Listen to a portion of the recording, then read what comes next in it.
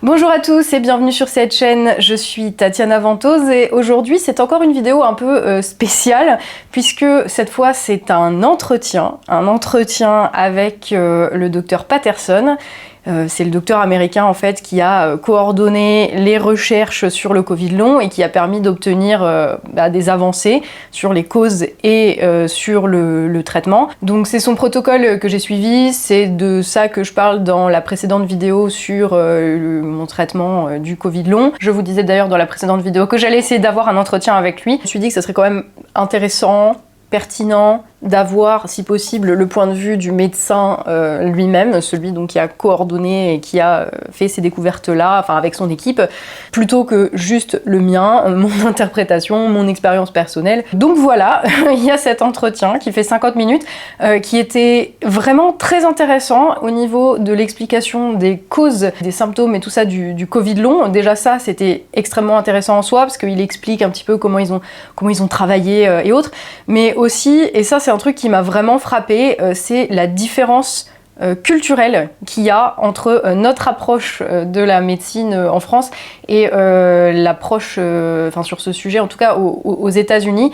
Ça m'a fait un peu un choc culturel de l'entendre parler, vous allez voir, mais rappelez-vous en fait qu'il parle d'un pays où il n'y a pas de sécurité sociale, où ça n'existe pas, où le concept en fait de la collectivité paye pour quand on est malade, pour la retraite, pour le chômage, etc. En fait, ça n'existe pas. Donc évidemment, sur un sujet comme celui-là, la recherche médicale, ça va forcément façonner sa vision du monde à lui différemment de la nôtre.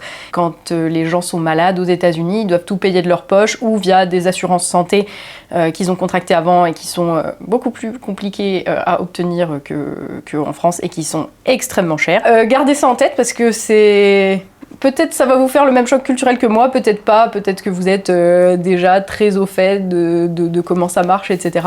Mais moi, je l'étais pas forcément. Donc ça, c'est bien sûr une toute petite partie de l'entretien. L'essentiel du sujet, c'est quand même sur le Covid long, ses causes et le traitement, enfin le fonctionnement en fait du protocole. Alors évidemment, ce que dit le docteur Patterson n'engage que lui. L'entretien est en anglais. C'est un tournage qui a été fait via Zoom le 9 août 2022. Voilà, le 9 août 2022, à 16h30 ici et à 7h30 là où ils sont en Californie. J'ai fait la traduction et les sous-titres moi-même ayant une formation de traductrice, ça tombe bien. Il parle de certaines publications dans l'entretien, je vais les mettre en dessous de la vidéo. Je tiens à rappeler que le docteur Patterson et moi et son entreprise et moi n'avons aucune affiliation, il n'y a eu aucune sponsorisation, il n'y a eu aucun échange d'argent. Quand moi j'ai suivi mon traitement, j'ai tout payé, je n'ai eu aucun traitement de faveur, aucun cadeau, rien du tout. Voilà, j'ai tout fait comme il fallait, de la manière normale.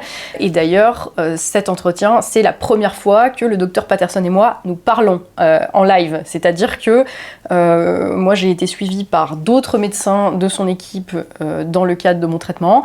Lui, je ne lui avais jamais parlé, je l'ai contacté via Twitter et ensuite je lui ai envoyé un mail pour lui demander quand est-ce qu'il était disponible pour l'interview. Donc il n'y a vraiment aucun conflit d'intérêts, aucune affiliation, rien, pas d'argent n'a été échangé, pas d'influence n'a été promise, il n'y a vraiment rien de tout ça.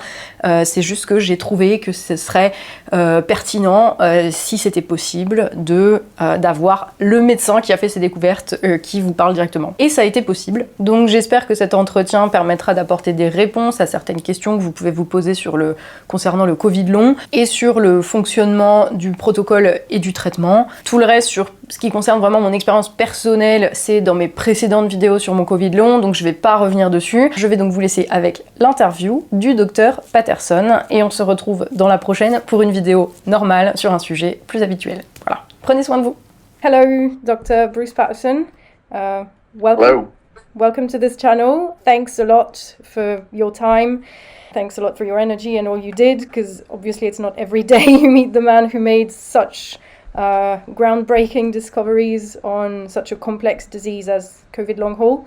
So thanks a lot. With this interview, I'd like to brush on topics, about which long haulers who may be watching us would probably like answers to. So Sure. Understand the mechanisms of long COVID, which you've kind of cracked a bit at least. why it triggers such a variety of symptoms, and how the protocol you've come up with basically works, treating the cause and not the symptoms. So yeah, and obviously, like, because the treatment is, well, not really accessible in France yet, or with a lot of difficulty. So for people who cannot get access to treatment yet, for them to understand basically what's going on in their bodies, that they're not crazy, it's not in their heads, there is an explanation for all those symptoms. So maybe for them to understand better what's going on and not make their symptoms worse until treatment becomes accessible to them. Right. So before we start, we should probably just point out that we have like zero affiliation, no money has been exchanged, no influence. This is actually the first time we speak live. Yeah, absolutely. Yeah, because I've been seen by Dr. Yogendra from IncelDX, but I have never spoken to you before. So just to make it clear to everyone that there's like zero conflicts of interest between us. No, okay. None. That settles. Well, Dr. Patterson, could you maybe please tell us about a bit about your background for people who don't know you, and how you ended up researching long COVID, perhaps? Sure. I'm actually a viral pathologist. I was trained in pathology at Northwestern University in Chicago, and I went on to head up virology at Stanford University in California, where I was an associate professor and continued to study viral pathogenesis. And, I started in the HIV pandemic with my research in 1989. Wow. And figured out ways how the virus causes disease, where it hides, which is a very important concept in COVID. So, and a thing called tropism, which is what cells are, the virus infecting. So my background obviously is in viral pathology, and I started in HIV. And there's a lot of similarities which we found between HIV and COVID, which nobody really talks about. The first paper I published on COVID in 2020 from our first clinical trial on very sick COVID patients showed that they had very low CD8 T cell counts. Okay? Much like HIV patients have very low CD4 T cell counts. Okay, CD4 T cells and CD8 T cells make up the part of the immune system that fights off viral infections and fights off cancer, for that matter. Oh. Now, we saw CD8 T cell counts as low as you would see low CD4 T cell counts in HIV and AIDS. Okay, so these patients were who had acute COVID are supremely immunosuppressed. Maybe not so much with the Omicron variants, but they still have low T cell counts. And the T cells are what we call exhausted, meaning they're fighting, and they just get exhausted. Okay. The other thing we found is, that COVID is a macrophage disease. Macrophages are these specialized cells that are involved in the innate immune response, because we've never seen this virus before. The thing with macrophages, they can make these inflammatory markers. So, from day one, COVID had a very large inflammatory component. And when we were doing these trials on acute COVID patients, we followed them and noticed that 30 days, 60 days, 90 days, they were better. They were out of the hospital. They didn't die. But by no stretch of the imagination was the immune system normal. Yeah. And that's when we did our first paper on long COVID using machine learning and AI to actually describe the nature of the inflammation in long COVID. And it was completely different than in acute COVID. And as we've shown more recently in a new paper on what we call cytokine hubs, or cytokine nodes, that inflammation in long COVID is different from acute COVID. It's different from Lyme disease. It's different from ME/CFS or chronic fatigue. It's different than fibromyalgia, and it's different than patients who have long COVID symptoms after vaccination. And that's the absolute critical paper that's out right now, or is under review right now, because what's happening is people now know what the symptoms of long COVID are. And they're going to their physicians and saying, I have long COVID because I have these symptoms: fatigue, brain fog, post-exertional malaise. When in fact, it could be Lyme, post-Lyme disease. It could be chronic fatigue. And both of those would be exacerbated by acute COVID because you're immunosuppressed. So what happens is when you're immunosuppressed, if you have Epstein-Barr, or you have herpes, or you have varicella, which is chickenpox and shingles, those reactivate because your CD8 T cells, which normally fight them off and keep them in the latent phase, isn't working. And so these latent herpes family viruses reactivate and cause the same symptoms as long COVID. Okay. Right? So you see all these papers about long COVID. My first question is, how do you know they're long COVID? We're the only ones who separated in our outcomes paper, which is also out for review, on treatment with Maraviroc and Prevestatin. We used pure, what we call pure PASC, or pure long COVID, without anything related to it. Okay, so just to make it clear, the diseases are really different. Like acute COVID does not have the same signature as long COVID, which does not have the same signature as like ME/CFS or Epstein-Barr, which is the monovirus. Yes, mononucleosis. Yeah. However, they have the same symptoms. Okay. I was on an interview one time, and they got a response from some professor at another academic institution in the United States, and they said, oh, we don't need diagnostics because we know what the symptoms of long COVID are. That's crazy. The symptoms of long COVID are identical to somebody who has Lyme disease. They're identical to somebody who has chronic fatigue syndrome. They're identical to somebody who has fibromyalgia. You can't tell the difference. And, you know, we're just about to announce in the next week or two that our diagnostic just got CE-IVD approval in the EU. Okay. So it'll be the first long COVID test with regulatory approval. Oh, wow. Yeah. That's good. That's good. Yeah, we have a press release that'll be going out soon, but that gives us the ability to say this test, A, says, do you have long COVID? B, we can classify, do you have long COVID? Do you have Lyme? Do you have chronic fatigue? And last, it says, you know, are you responding to treatment? Which is critical because it's non-subjective.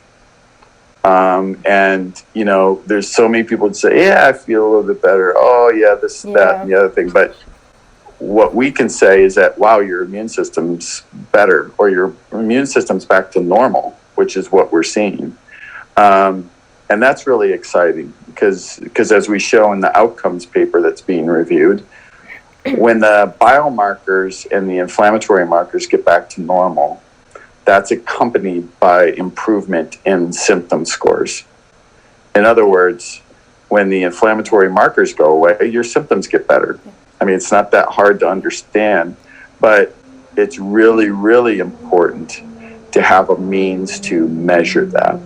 Yeah, when you talk about inflammatory markers, I mean, like, you're talking about the cytokine panel, because lots of the times the classic biomarkers, which are like SED rate and like CRP, they're normal in most long haulers. And I remember being tested for all those inflammatory markers like a year and a half or so.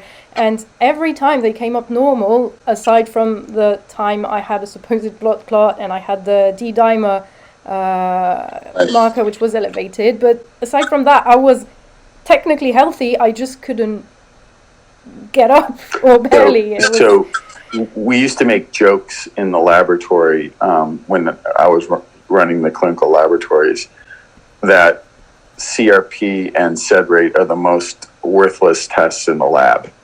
And they are. They're elevated when they shouldn't be elevated. They're not elevated when they should be elevated. The performance of those two tests is terrible. Okay. The only mild importance of CRP is that it's related to the expression of interleukin-6. But CRP is not, interleukin-6 is the prominent biomarker and inflammatory marker in acute COVID. Yeah. Not necessarily in long, we rarely see IL-6 in long COVID. So that's a distinguishing feature. Yeah. So how did you get to those discoveries, basically? Like, how did you work and figure out like which were the cytokines or the biomarkers which would tell that, you know, this is long COVID and it's not acute COVID or Lyme or Epstein-Barr? I think one of the most important things, number one, I was in China in first week in January 2020. So someone showed me a lab report of the inflammation in this quote new virus, and I was aghast because everything seemed to be elevated. There was just this this massive release of cytokines, and then I came back to the States, immediately jumped into clinical trials using CCR5 antagonists, which we now use extensively. They're actually more important in long COVID than in acute COVID. But I think the most important decision we made was to follow up with patients that were in the trials and check in on them at 30 days and 60 days. And, like I said, they were feeling better. They didn't die, but their immune systems were still a mess. But they were a mess in a different way. And that's when we started using machine learning and AI on a cohort of patients, 60 to 90 days out, to say that there's something really wrong here. And what that did and this was the summer of 2020, it was so important when we came out and said, listen, there is a problem with these patients who have these symptoms.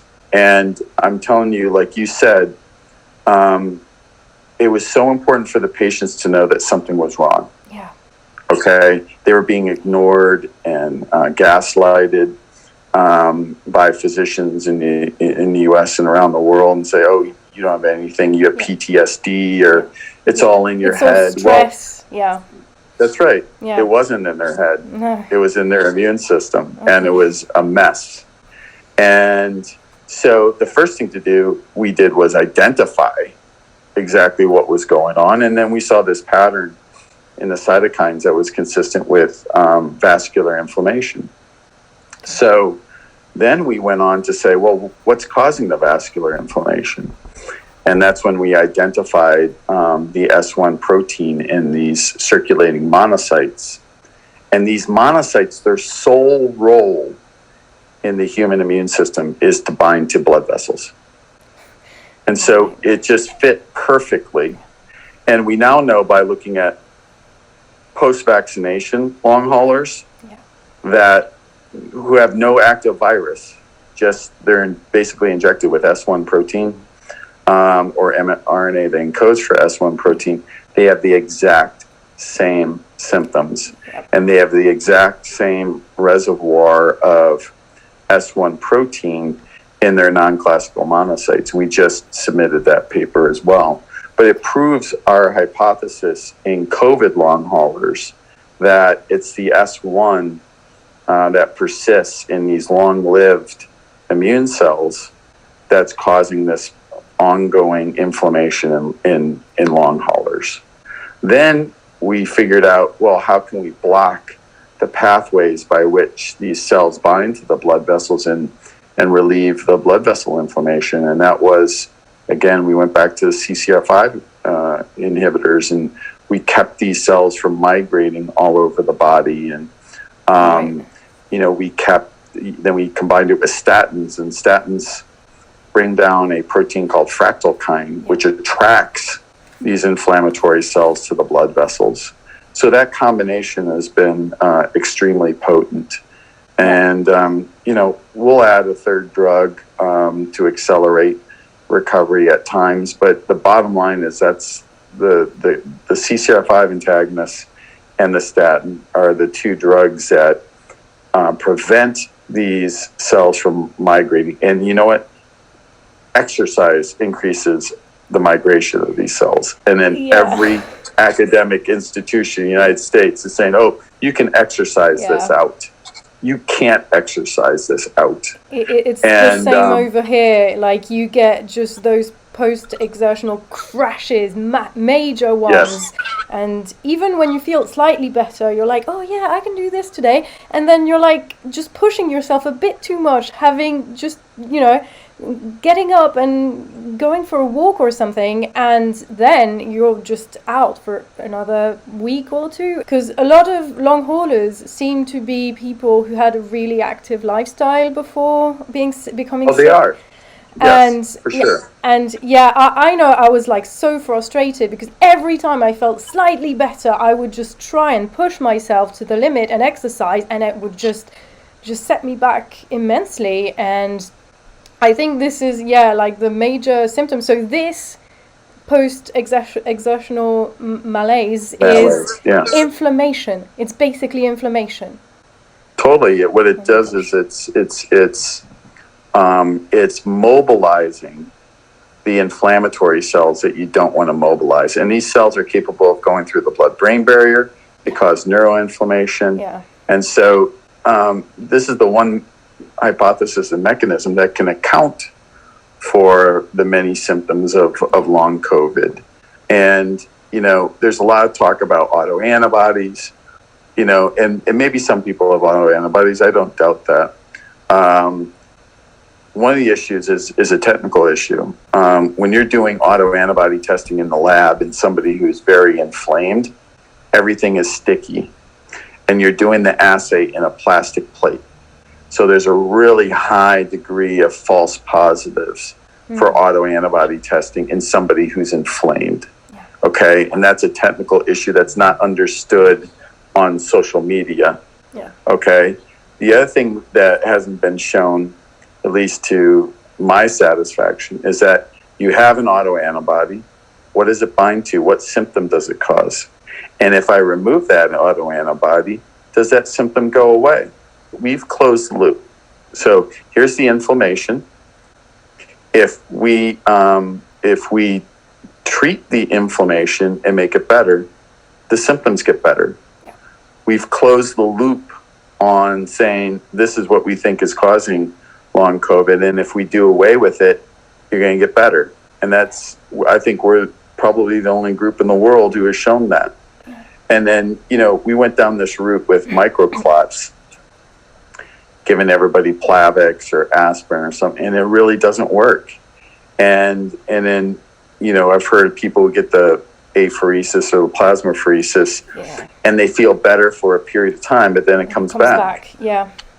Well, it comes back because they haven't removed what's causing the microclots anyway, which is the blood vessel inflammation. Which is due to the persistence of just a tiny piece of the spike protein from the virus, or the vaccine, actually. Both. Yeah, well, both. It doesn't matter where the S1 is coming from, whether it's the vaccine or COVID. It's being essentially engulfed or eaten by these. They're called phagocytic cells. That's their job, is to process proteins and foreign proteins and express them. And that's what's happening.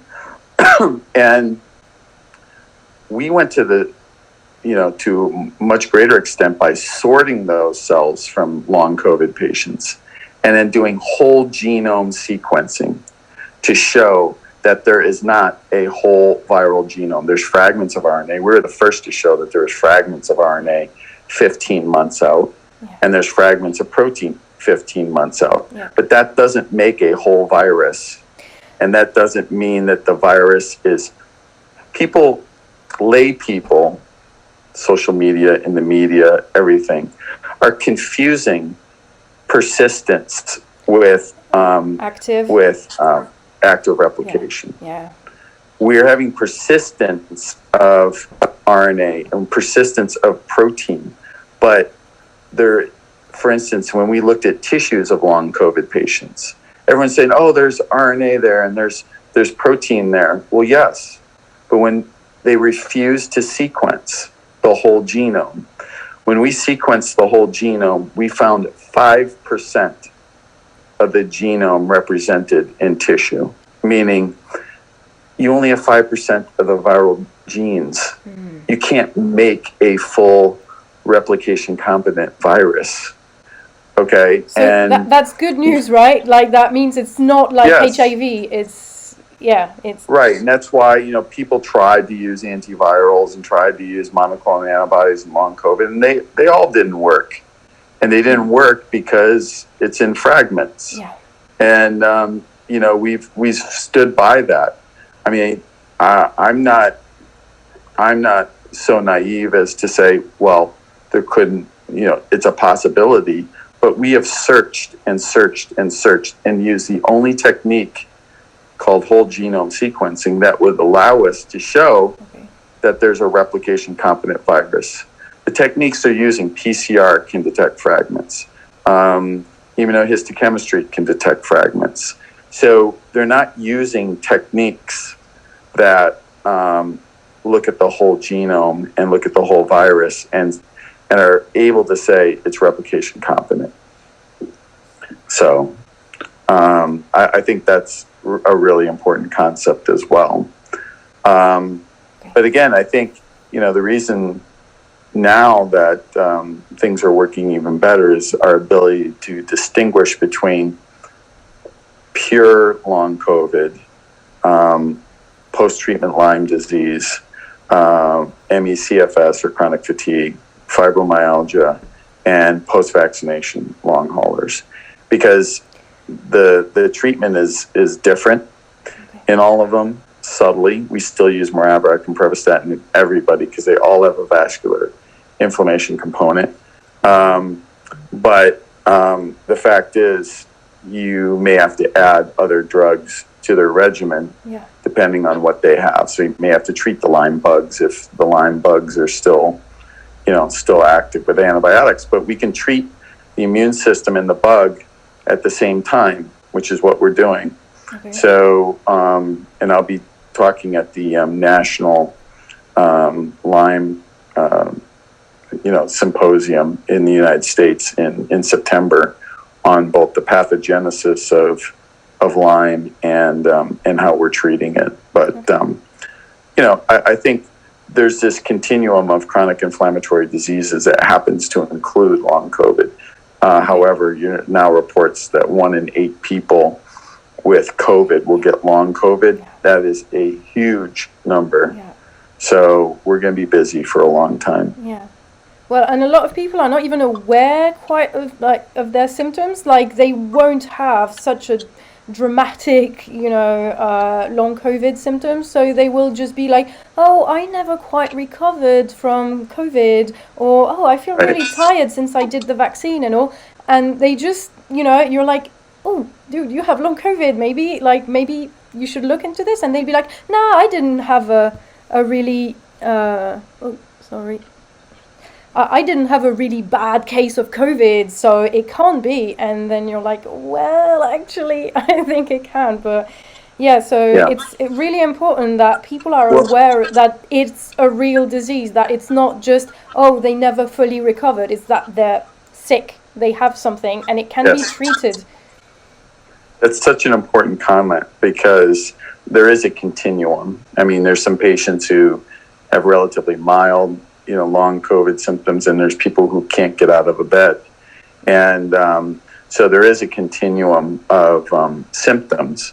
The other thing that's important to note is that a long COVID patient at 90 days, which is the cutoff, we showed viral replication at 90 days.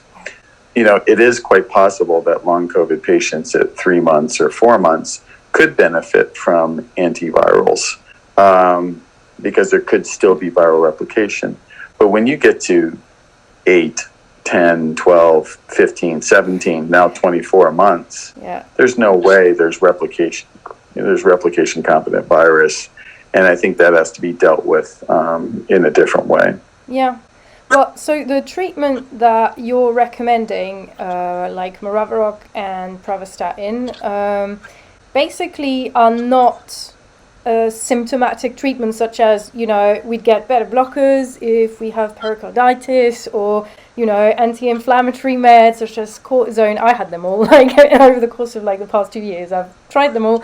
So it doesn't target the symptoms. It targets the core mechanism of the disease, doesn't it? Yes. Yeah. It does. And you know what? That's what they call a long COVID program in the United States.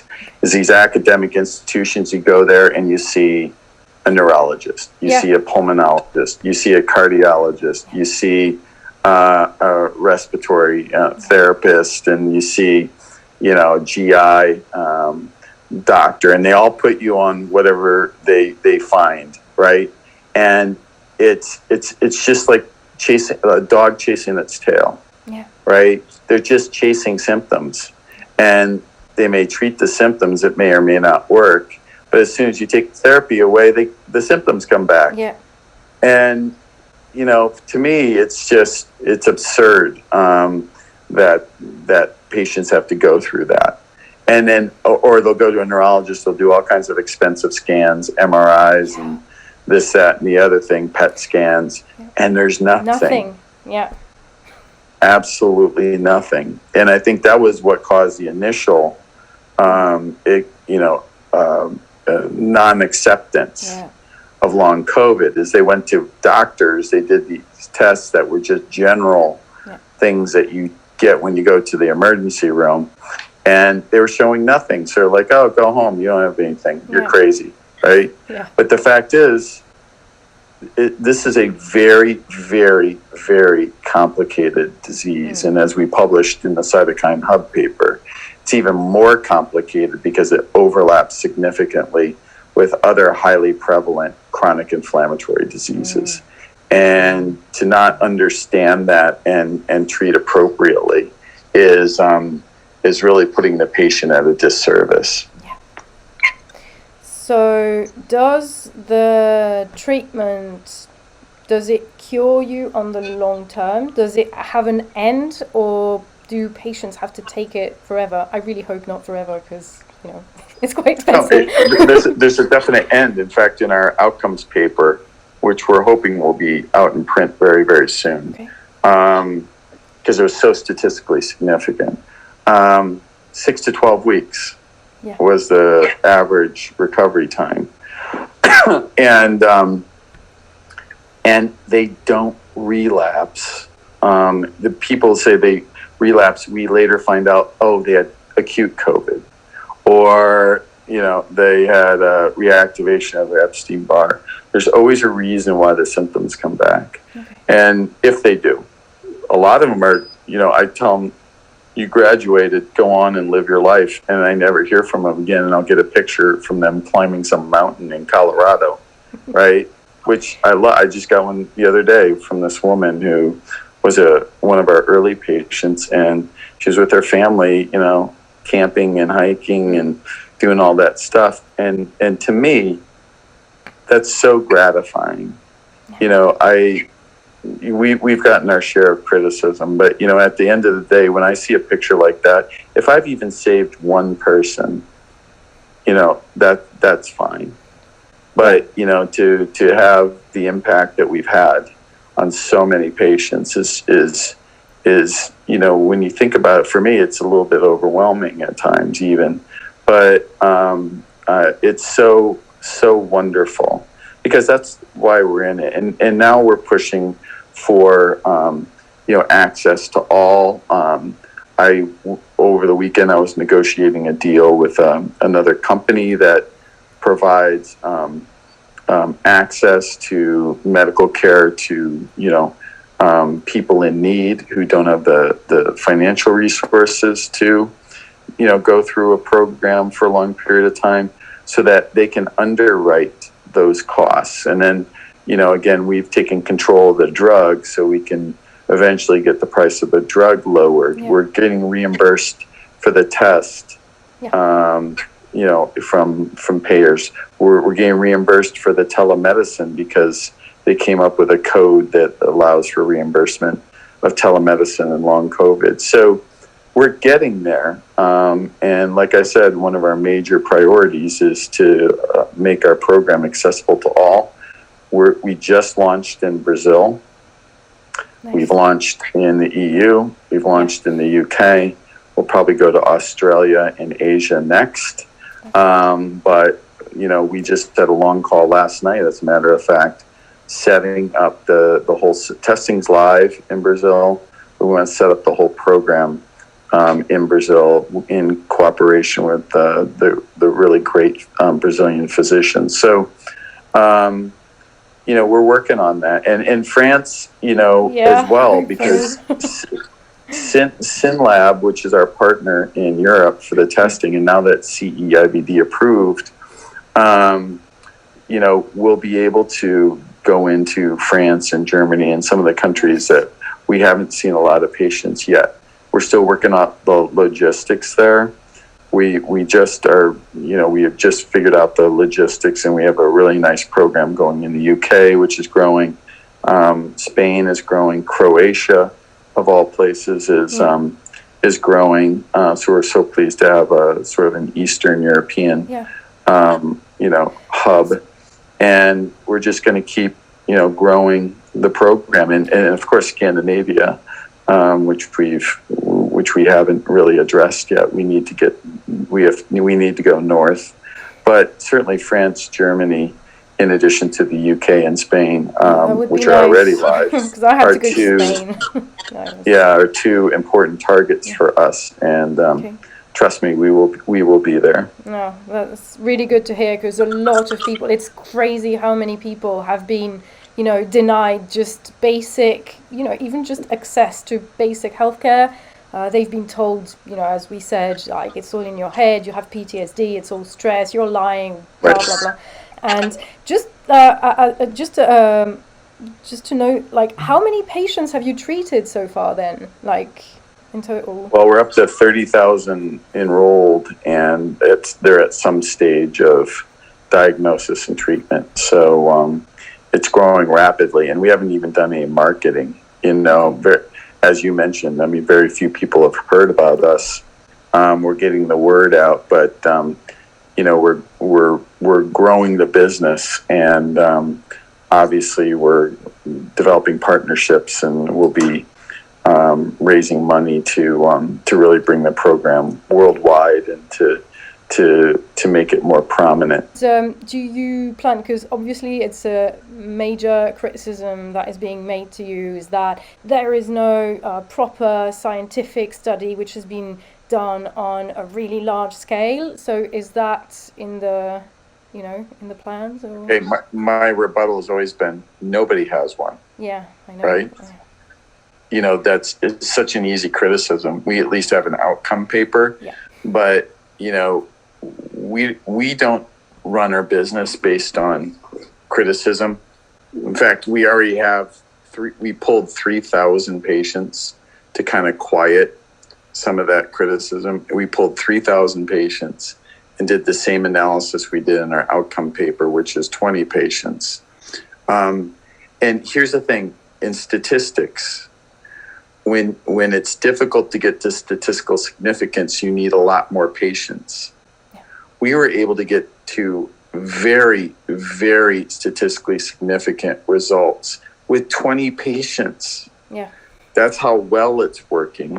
But yes, to quiet all the people who want to see, more patients, we pulled 3,000, and now we're putting them through our criteria that we're going to use for our FDA trials. And so we'll be coming out with a paper on at least 500 patients and their response to therapy. But most importantly, that data, we will present that data to the FDA in the United States to get more clarity on our clinical trial. And, our clinical trial, because these two drugs are both FDA approved, should be relatively straightforward and not take a lot of time. So, but we have to do it right. And so we're applying all the criteria. We're using our algorithms to show that it's pure PASC and not chronic fatigue, or it's not Lyme. We're doing all of that. So it'll serve two purposes. Number one, it'll be a really large treatment study on the order of hundreds of patients, maybe as many, like I said, as 500 or 1,000. And it'll provide significant data to the FDA for them to advise us on what our clinical trial will look like. Nobody is in that place worldwide. So, I could say that all the long COVID publications are worthless because they have no way of saying who's long COVID and who's post Lyme or who's ME/CFS, right? Yeah. If I wanted to take that same angle and just disparage or criticize what's being done, and all of this is very, very hard work. It takes a lot of resources. It takes a lot of people, and it takes a lot of money. Yeah. So, people will think that we're charging too much. All of this is going into getting this drug approved and cheaper for everybody around the world. Yeah. But trust me, we are very much ahead in terms of having, analyzing a very large cohort. And like I said, submitting that to the FDA and then eventually publishing that to go along with our outcome paper. I mean, you don't need to convince me. I was just, pointing out because, it's really hard to be a pioneer, isn't it? It's like you can either do something or criticize the people who do, but you can't do both. So, yeah. I know. I just don't get it. I'm like, show me somebody who has done that. I mean, we're further along than anybody, and we're, like I said, it's about putting together resources and all of that stuff. Yeah. First of all, I think that's the advantage of being a company as opposed to being in academia. A lot of people, we don't get the notoriety in the media that others do because we're a for-profit company. Yeah. But and they ignore the fact that I'm actually from Stanford. So, when people from Johns Hopkins or Mayo or University of Pennsylvania are quick to criticize, they don't realize that I'm not some doctor from the middle of nowhere in the woods. I was in their same position for 25 years of my life. And we're just doing it correctly. And I do think because we're a company, we'll be able to do things faster because we have access to money. Yeah. And I think that's the exciting part.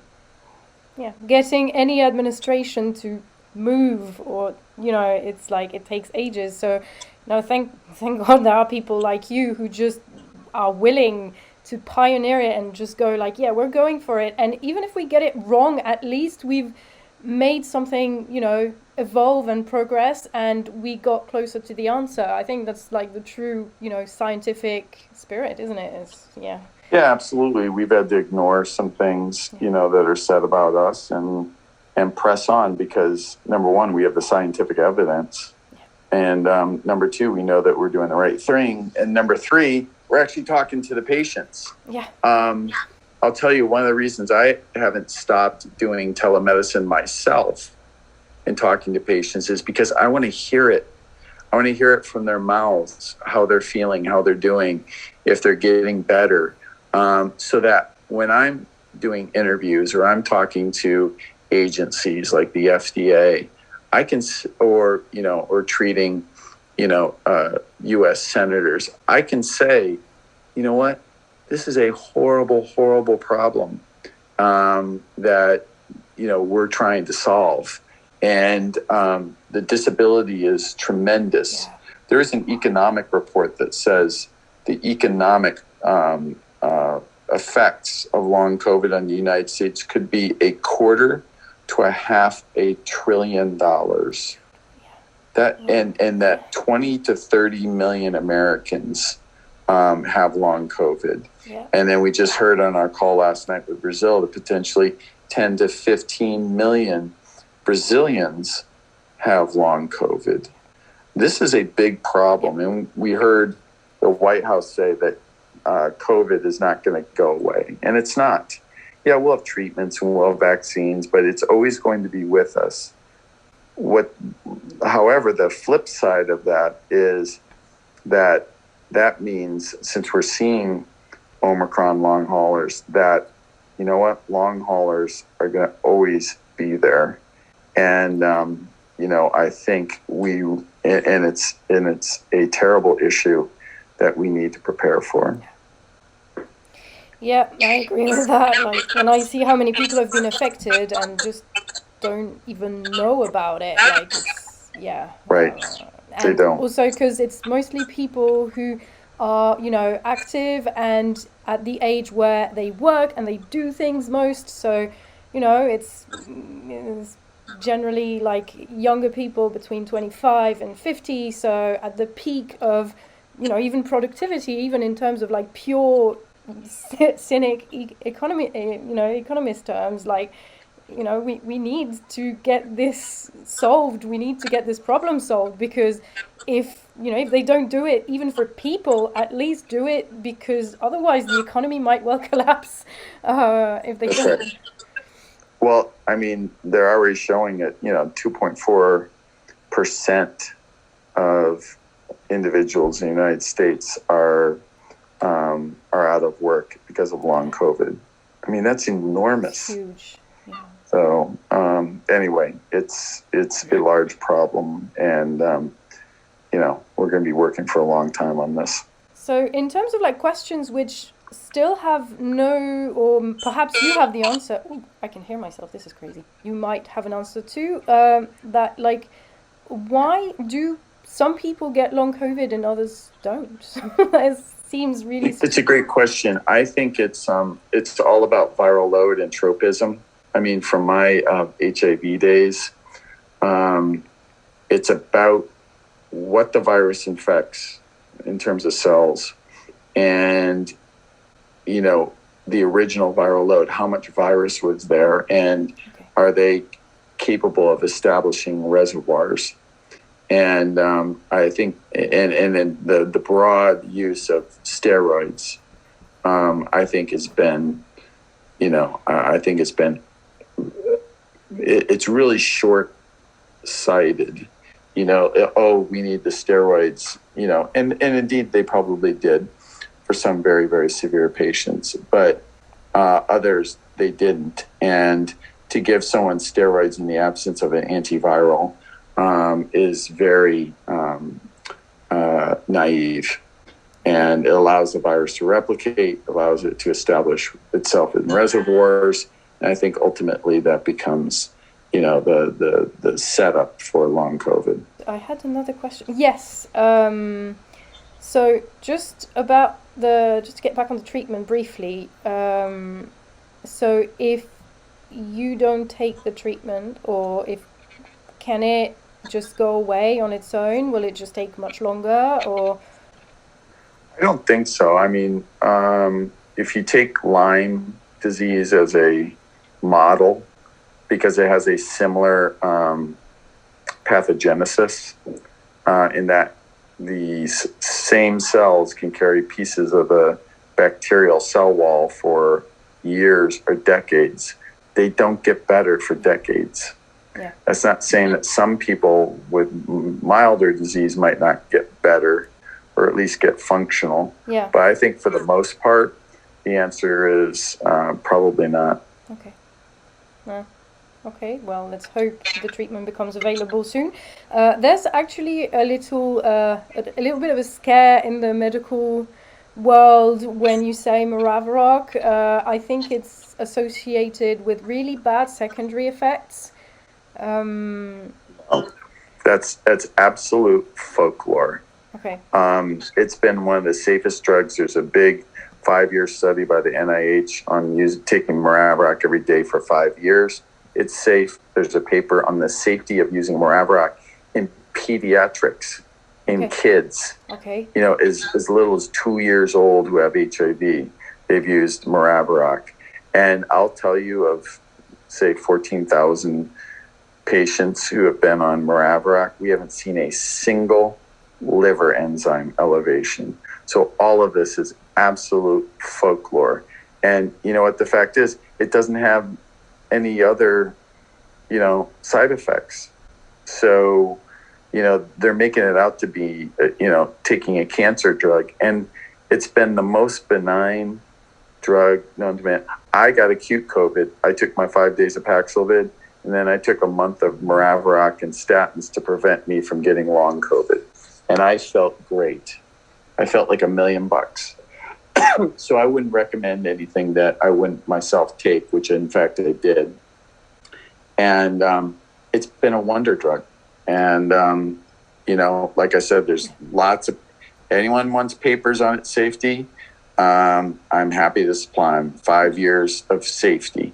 When we're talking about 6 to 12 weeks of therapy versus 5 years, we haven't seen a single liver enzyme elevation. It's so ironic, like when we put patients on Maraviroc and statins, the minute, something like they have some GI upset or some other symptom, immediately it's Maraviroc.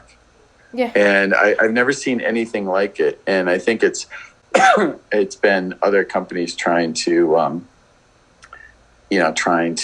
emphasize side effects. But the fact is, those aren't side effects of Maraviroc. So I would say more patients would have a side effect to a statin, and we have alternatives to statins than really to Maraviroc. Yeah, well, it's just because, usually when you say the word, I don't know how it is in the US, but in France, when, I made a video to talk about the treatment I followed, and it was just like personal experience, and I was accused of illegal treatments that have terrible side effects that destroy everyone's liver, and I'm like, what? No way. Oh, that's just crazy. That's just crazy. And in fact, I think in this big cohort that we're about to publish, we'll publish all the safety data. The FDA already has all the safety data because it's already FDA approved, but we'll submit all the safety data we have because we check liver enzymes throughout the program. So there's no, out of abundance of caution, but like I said, we've never seen liver enzyme elevations in all the patients on this. I correct that. We had one, and we found out that they were taking large doses of Tylenol. And if you look at the package insert of Tylenol or acetaminophen, it has just as many liver mentions that Maraviroc does. Yet we take it like candy when we have headaches and stuff. So. I think that's just, like I said, it's big. It's a big folklore story. Well, thank you for clarifying all this. It's been really great to talk to you. So just for summary, so long COVID, which is different from acute COVID, which is slightly different from post-vax long COVID. So is caused by an inflammation due to viral persistence of the S1 protein, so a bit of the spike protein. Just a piece of the protein, and and like I said, and at the heart of it is the fact that those cells go right to the blood vessels and cause blood vessel inflammation. So, and all this can be measured through a cytokine panel and a measure of CD8 T cells. Yeah, we actually have a new test that actually measures the S1 protein Okay. in the monocytes, but also gives the CD4 CD8 ratio. So that's our immunoquant panel. Nice. That's now offered in the United States and will eventually be offered in the EU and the UK. Nice. So, and then once you have this, you give recommendations for medication to basically block all the cytokine receptors and allow the body to clear whatever viral fragments remain. Did I get Correct. it about right? That's correct. Okay. Yep, absolutely. Yeah. Okay. How can people get to you then if they want Yeah, so treatment? no What's matter the where you process? are in the world, it's still www.covidlonghaulers.com. And like I said, it doesn't matter where you are in the world, that's the first thing you do. And then we arrange for testing wherever you are, and then telemedicine to give you the results of our algorithms and tell you what medications will work. Okay. Well, thank you ever so much again. It's been pleasure. Really great pleasure and honor to have you on this channel. Likewise. Thank you. And I can't wait to get into France. So Neither can I. let your I'll be viewers know that a good advocate. we'll be there soon. Okay. Okay. Well, we'll watch right. out for it. Thank you very much. Have a Hey, great day. Tatiana. See ya. Nice to meet you. And Take care. Bye. Bye-bye. Take care.